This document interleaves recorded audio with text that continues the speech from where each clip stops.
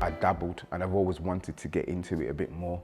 So this was my opportunity. Conversations after that, I got China Plate. I was offered a dark room, which was through China Plate, which is then through Derby Can.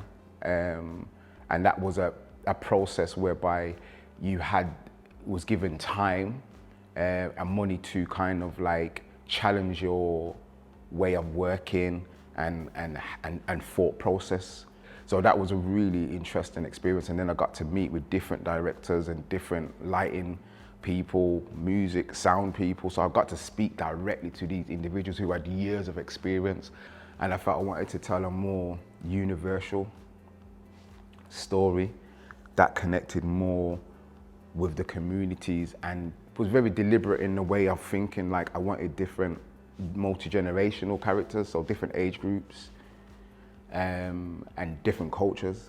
So technically, and just the way that, because obviously naturally things are always boxed. So, okay, I'm a hip hop artist, I write rap, I do all of that, so let me do hip hop theatre. Nah, don't want to do that because I just feel like it's a box and I don't want to be placed in a box.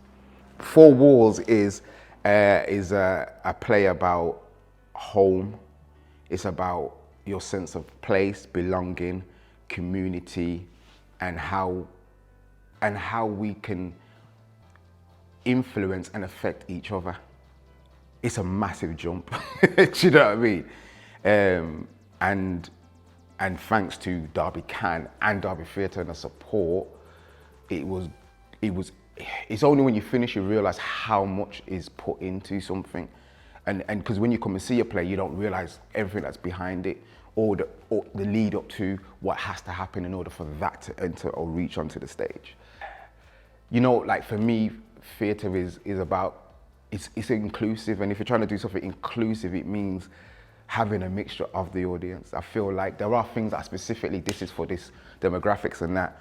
And I wanted it to feel like that. I wanted it to look out in the audience and you had different age groups, different cultures, different walks of life. Anybody that came and saw Four Walls or was a part of Four Walls, that will be something that will live on in their memory forever. Like it will be a moment that they will recall. And then for those individuals that were part of it, like, as I said, there were people that were part of that I've known since they were kids.